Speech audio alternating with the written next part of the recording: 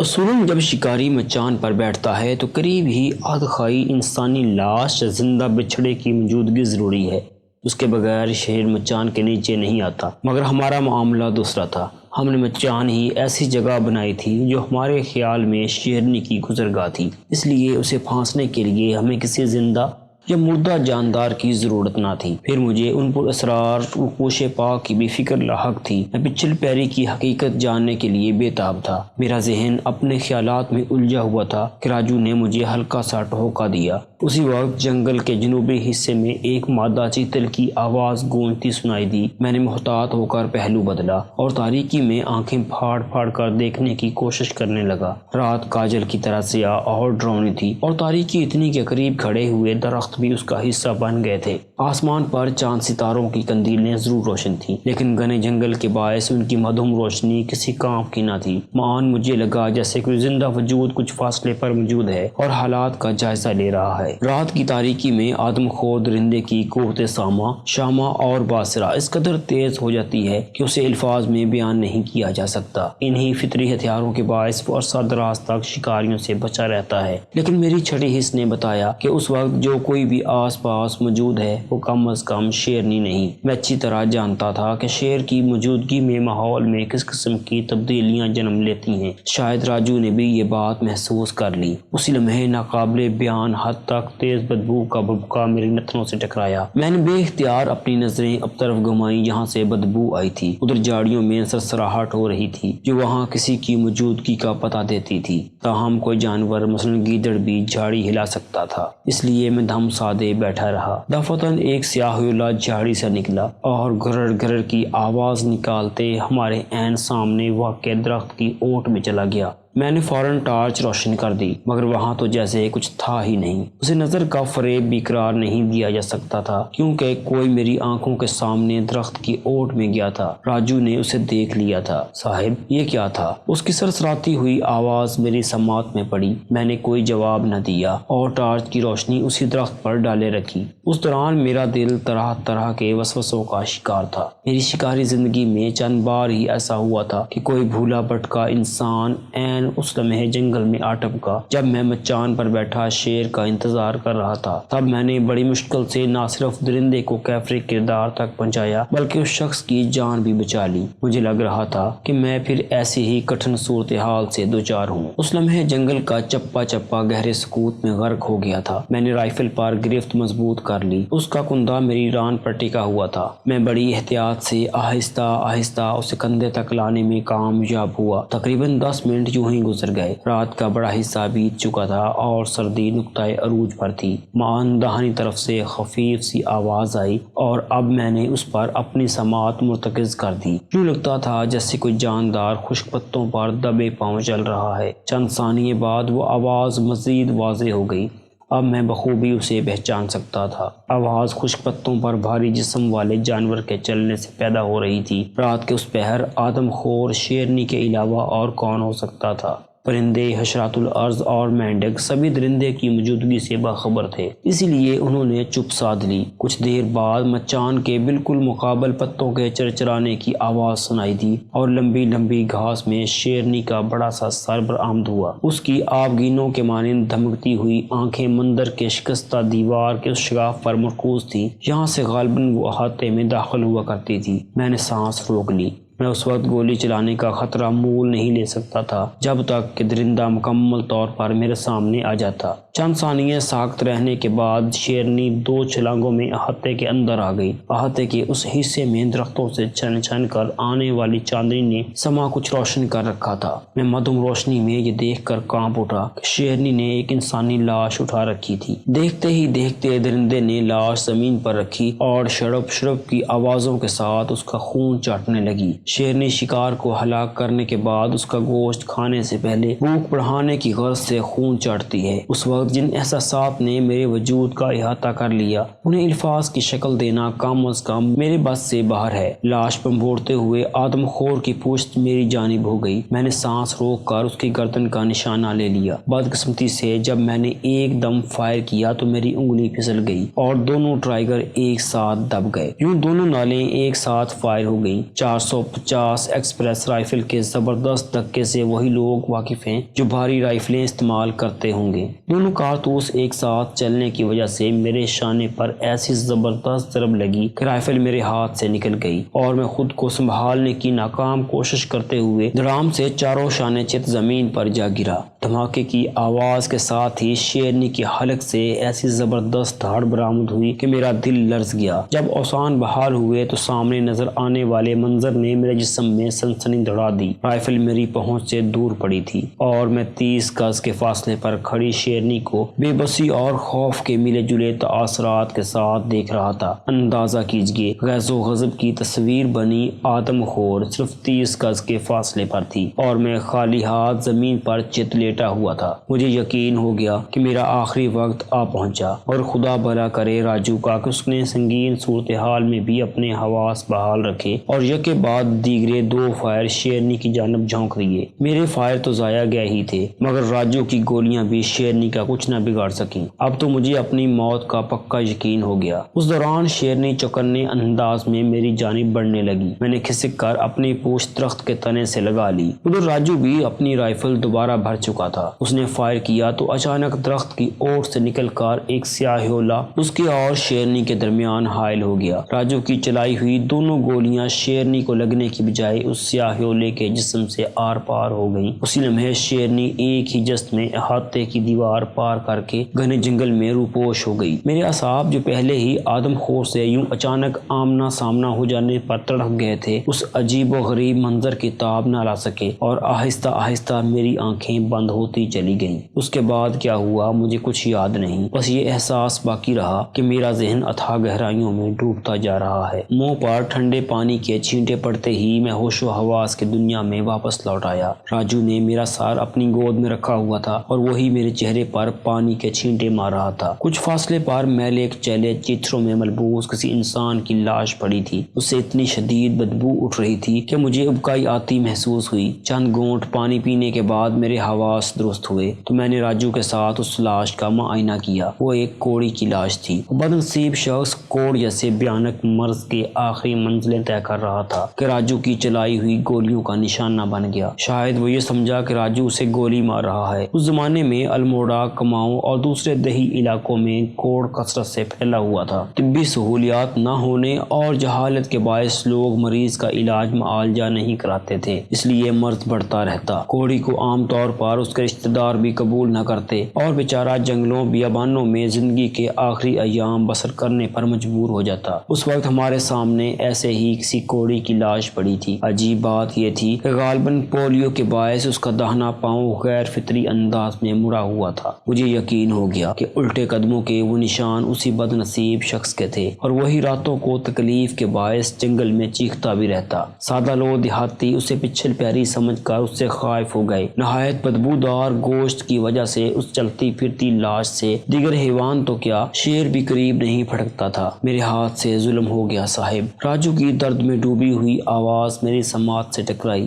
میں نے اس کی طرف نگاہ دوڑائی تو صبح کاذب کے ملگجے انجالے میں راجو کی آنکھوں سے آنسوؤں کی لڑیاں بہتی صاف دکھائی دیں۔ ارے بے وقوف، تو نے تو اس بد نصیب پر احسان کیا ہے، میں نے اس کا کندھا جھنجھوڑتے ہوئے کہا۔ سسک سسک کر جینے سے یہ اندھی موت 1000 درجے بہتر ہے۔ ہو سکتا ہے وہ بھی مرنا چاہتا ہو ورنہ ایسے موقع پر کبھی یہاں نہ آتا۔ دن کے اجالے میں احاطے کا معائنہ کرنے پر انکشاف ہوا کہ ہماری چلائی ہوئی گولیوں میں کوئی ایک شیرنی کو زخمی کر گئی تھی، کیونکہ خون کے نشانات جنگل میں خاصی دور تک چلے گئے تھے۔ شیر کے شکار کا سب سے خطرناک مرحلہ اسے تعاقب کر کے ہلاک کرنا ہے۔ مچان پر سے تو کوئی بھی درندہ بآسانی شکار کیا جا سکتا ہے مگر دو بدو مقابلے میں شکاری کی اپنی جان جانے کے امکانات بھی خاصے ہوتے ہیں، خصوصاً جب شیر زخمی ہو، خطرہ دو چند ہو جاتا ہے۔ ہم نے فوراً شیرنی کا تعاقب کرنا مناسب نہیں سمجھا اور گاؤں واپس آ گئے۔ نمبردار ہماری بپتا سن کر حیران و پریشان ہو گیا۔ ہمارے یقین دلانے کے باوجود وہ یہی سمجھتا رہا کہ جنگل اب بھی پچھل پیری سے آباد ہے۔ تاہم جب اس نے دوسرے لوگوں کے ساتھ جا کر کوڑی کی لاش دیکھی تو ان سب کا خوف دور ہوا اور انہیں یقین ہو گیا کہ دیہات کے باشندوں کو ایک آدم خور شیرنی ہلاک کر رہی ہے۔ ہمارے استفسار پر اس نے بتایا کہ اس گھوڑے کے مالک کا تاحال کوئی سراغ نہیں مل سکا۔ 2 گھنٹے آرام کرنے کے بعد ہم نے تھانے سے شیر کے شکار میں استعمال ہونے والے سدھائے ہوئے گھوڑے منگوائے اور آدم خور کے تعاقب میں نکل کھڑے ہوئے۔ یاد رہے، یوں آدم خور کا تجربہ بڑھے، اس کی مکاری، چالاکی اور صفاقی بڑھتی جاتی ہے۔ اس کی حسیات اتنی قوی ہو جاتی ہیں کہ وہ دور سے شکاری کی بو پا لیتا ہے، پھر ادھر کا رخ نہیں کرتا۔ ایسے میں اگر وہ شکاری کے ہاتھوں زخمی بھی ہو جائے تو معاملہ مزید گمبھیر ہو جاتا ہے۔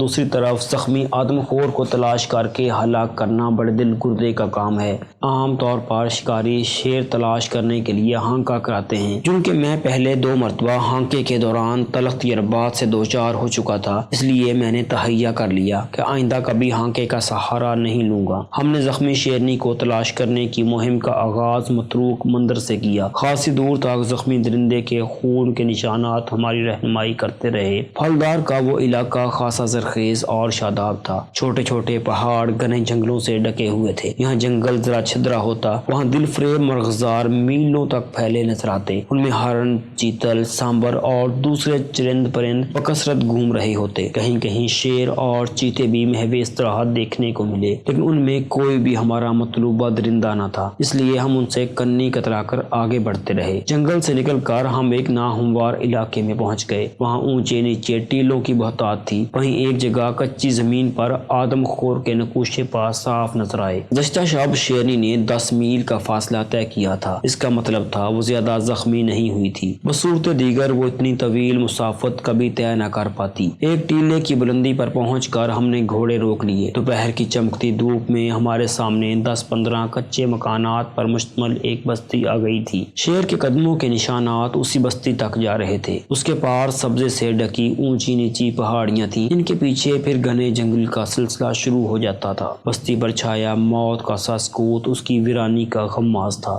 ہم گھوڑوں کو دل کی چال چلاتے بستی میں لے گئے۔ مکان ٹوٹے پھوٹے پتھروں اور گارے سے بنائے گئے تھے، جن کی چھتیں گھاس پھوس اور لکڑی سے بنی ہوئی تھی۔ مکانات کے سامنے دور تک کشادہ میدان تھا، جس میں کہیں کہیں کھیت نظر آئے، مگر اب وہ بنجر ہو چکے تھے۔ ہم نے 1-2 گھروں کے اندر جھانکا، مگر ٹوٹے پھوٹے گھڑوں اور پرانے کپڑوں کے سوا کچھ نظر نہ آیا۔ یوں لگتا تھا جیسے وہاں کے مکین ہنگامی حالات سے دوچار ہونے کے بعد شدید خوف و ہراس کی حالت میں بستی خالی کر گئے ہیں۔ آدم خور کے علاقۂ واردات میں کسی بستی کا ایسا حشر معمول کی بات تھی۔ ہم پہلے بھی ایسی کئی بستیاں دیکھ چکے تھے، اس لیے زیادہ حیران نہ ہوئے۔ مجھے یقین تھا کہ اس بستی کے بد نصیب مکین آدم خور سے کم اور پچھل پیری سے زیادہ خائف تھے۔ گھروں کے درمیانی راستے پر یہاں کہیں نرم مٹی تھی، وہاں ہمیں شیرنی کے پنجوں کے نشانات صاف دکھائی دیے۔ وہ گھاس کے میدان تک جا رہے تھے۔ ابھی ہم نشانات کے تعاقب میں آگے بڑھنے کا سوچ ہی رہے تھے کہ ماں جنگل میں شیر کی فلک شگاف گرج چوجی، جس کے ساتھ ہی یکے بعد دیگرے رائفل کے 2 دھماکے سنائی دیے۔ اگلے لمحے فضا پر یوں سکوت چھا گیا جیسے کچھ ہوا ہی نہیں۔ ہم دونوں ششدر کھڑے ایک دوسرے کا منہ تکنے لگے۔ وہ دھماکے شناخت کرنے میں مجھے بمشکل 1 پل لگا۔ 375 میگنم نامی رائفل اس زمانے میں یا تو پیشہ ور شکاریوں کے پاس ہوتی تھی یا پھر ڈاکوؤں اور جاگیرداروں کے پاس۔ بہرحال وہ خاص رائفل تھی اور کسی عام آدمی کے پاس اس کا ہونا محال تھا۔ ابھی ہم ان دھماکوں اور شیر کی گرج کے بارے میں سوچ ہی رہے تھے کہ گھاس کے میدان سے وہی آدم خور نکلتی دکھائی دی جس کی تلاش میں ہم صبح سے مارے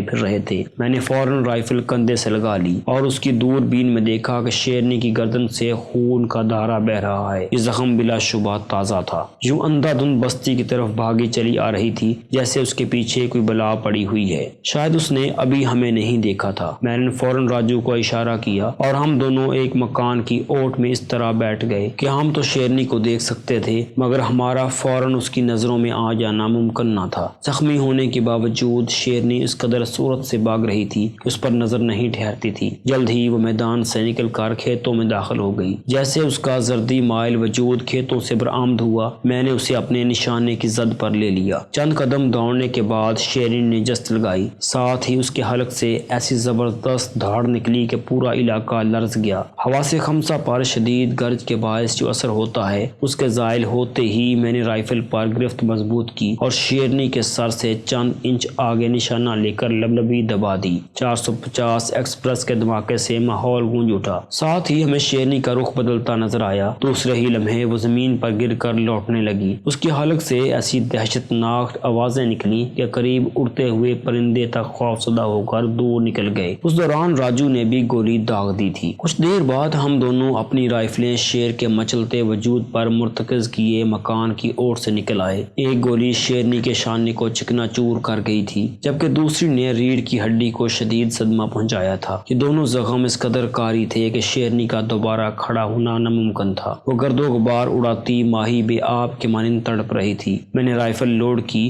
اور قدرے قریب جا کر اس پر خالی کر دی۔ چند منٹ بعد وہ ساکت ہو گئی۔ آدم خور بلاخر مر چکی تھی، مگر ہمیں یقین نہ آیا، اسی لیے دیر تک اس کے قریب جانے کی ہمت نہ کر سکے۔ 10-12 منٹ تک یہ دیکھنے کے بعد کہ شیرنی میں زندگی کی کوئی رمق موجود نہیں، ہم آہستہ آہستہ اس کے نزدیک گئے۔ شیرنی کے دانت اور پنجے گھسے ہوئے تھے، جلد بدرنگ اور خشک تھی۔ باریک بینی سے لاش کا جائزہ لینے کے بعد مجھے معلوم ہو گیا کہ شیرنی بڑھاپے کی وجہ سے آدم خور بنی تھی۔ ابھی ہم شیرنی کے معائنے سے فارغ ہوئے ہی تھے کہ جنگل کی طرف سے گھوڑے کے ٹاپوں کی آواز سنائی دی۔ تھوڑی دیر بعد ایک گھوڑا جنگل سے نکل کر ہماری طرف بڑھتا نظر آیا۔ دور سے دیکھنے پر لگتا تھا جیسے گھوڑے کی پیٹھ پر کوئی بوری لدی ہے۔ یوں گھوڑا قریب آیا، منظر واضح ہو گیا۔ اس پر کوئی آدمی ڈھلکا پڑا تھا۔ سوار کی حالت خاصی خراب تھی، تقریباً تمام لباس خون رنگ ہو چکا تھا۔ کندھے اور پشت پر گہری خراشیں پڑی ہوئی تھیں جن سے ابھی تک خون بہہ رہا تھا۔ زخمی ہونے کے باوجود سوار کے حواس پوری طرح مختل نہ ہوئے تھے۔ اس نے دونوں بازو گھوڑے کی گردن میں حمائل کر کے خود کو گرنے سے بچایا ہوا تھا۔ گھوڑے کی پشت پر بھی خراشیں نظر آ رہی تھیں۔ ہم نے سوار کو سنبھالا اور اسے فوراً گاؤں لے آئے۔ راجو ہر قسم کے زخموں کی دیکھ بھال مہارت سے کر لیتا تھا۔ گاؤں پہنچتے ہی اس نے سوار کے زخم صاف کرنے کے بعد ان پر مرہم پٹی کر دی۔ مجھے یقین تھا کہ سوار کی یہ حالت زار آدم خور کے ساتھ مد بھیڑ ہونے کے باعث ہوئی تھی۔ پورے علاقے میں یہ خبر جنگل کی آگ کی طرح پھیل گئی کہ آدم خور شیرنی چل بسی ہے۔ لوگ دور دور سے اسے دیکھنے آنے لگے۔ پھلدار کے باسی تو اس قدر مسرور ہوئے کہ انہوں نے ہماری شان میں باقاعدہ جشن کا اہتمام کر ڈالا۔ کچھ دن بعد زخمی سوار کے زخم بھرنے لگے اور وہ بول چال کے قابل ہو گیا۔ ایک شام راجو کے ساتھ جا کر میں نے اس کی خیریت دریافت کی، ساتھ ہی میں یہ بھی جاننا چاہتا تھا کہ وہ کون ہے اور کہاں جا رہا تھا۔ ہمیں جنگل سے اس کی 574 میگنم رائفل مل گئی تھی، جو غالباً تب اس کے ہاتھوں سے چھوٹ کر گر پڑی جب شیرنی نے حملہ کیا تھا۔ میں پہلے ہی بیان کر چکا ہوں کہ وہ رائفل جاگیرداروں، ڈاکوؤں یا پھر شکاریوں کے پاس ہی ہوا کرتی تھی، لہٰذا میں اس شخص کی حقیقت جاننے کے لیے بے تاب تھا۔ بڑے اصرار کے بعد وہ ہمیں اپنی آپ بیتی سنانے پر رضامند ہوا، مگر اس نے میری حقیقت جاننے کے بعد مجھ سے وعدہ لیا کہ میں اس کی بابت جاننے کے بعد اسے آگے جانے سے نہیں روکوں گا۔ اس کی کہانی خاصی بے ربط تھی، اسے سناتے سناتے وہ اکثر کھو جاتا۔ میں اپنے الفاظ میں اسے بیان کرتا ہوں۔ وہ پھلدار سے 20 میل دور واقع جگیر دلوانہ کے جاگیردار کا اکلوتا بیٹا نرمل پانڈے تھا۔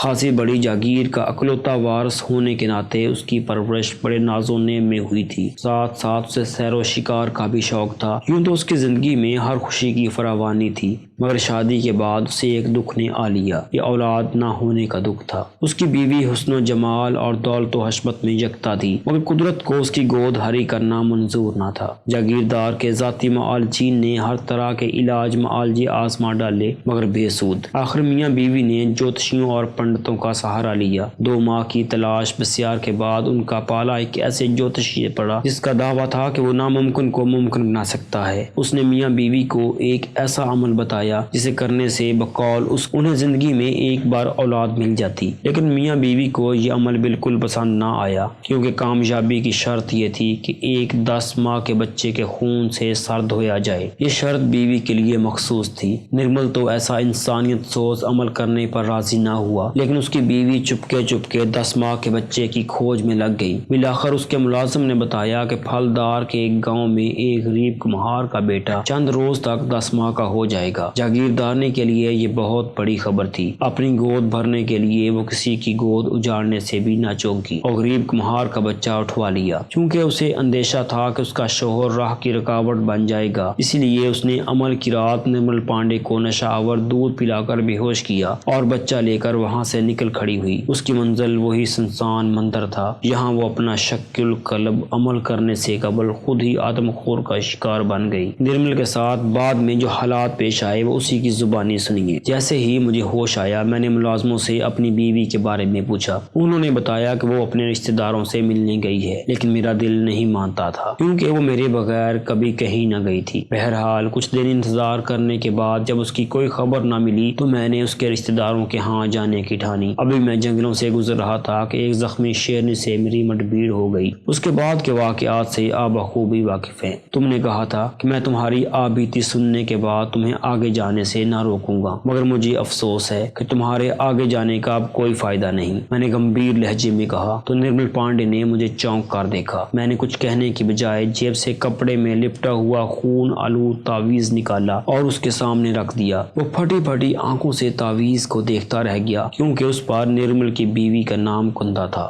یہ کیا ہے؟ اس کے منہ سے فقط اتنا ہی نکل سکا۔ تمہاری بیوی ایک غریب کے بچے کا بلیدان دینا چاہتی تھی، میں نے سرسراتی ہوئی آواز میں جواب دیا، مگر قدرت نے اسے آدم خور کا لقمہ بنا ڈالا۔ یہ کہہ کر میں نے اسے غم و اندوہ کی تصویر بنا چھوڑا اور راجو کے ساتھ کمرے سے نکل آیا۔ راجو، میں نے پائپ سلگاتے ہوئے کہا، شکر ہے کہ آدم خور کے ساتھ ساتھ ایک ڈائن بھی قدرت کے غیبی ہاتھ کا شکار ہو کر کیفر کردار کو پہنچ گئی۔